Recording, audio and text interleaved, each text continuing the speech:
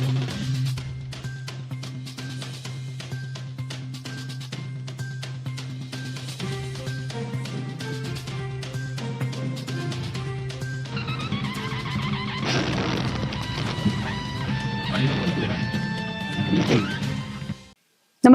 आपण पाहता हिरकणी न्यूज.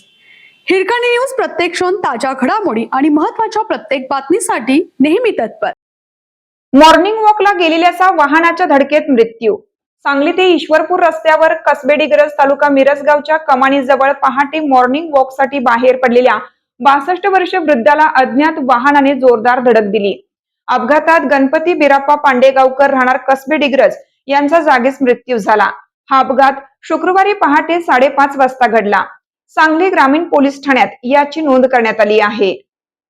पांडेगावकर ही नेहमीप्रमाणे शुक्रवारी पहाटे सांगली ते पेठ मार्गावर मॉर्निंग वॉकसाठी गेले होते. कसबे डिग्रज कमानीपासून काही अंतरावर अज्ञात वाहनाने त्यांना पाठीमागून धडक दिली.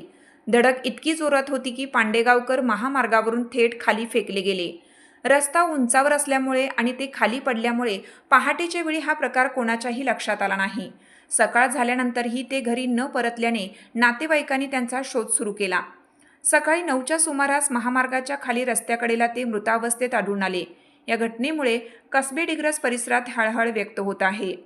घटनेची माहिती मिळताच सांगली ग्रामीण पोलिसांनी घटनास्थळी धाव घेऊन पंचनामा केला.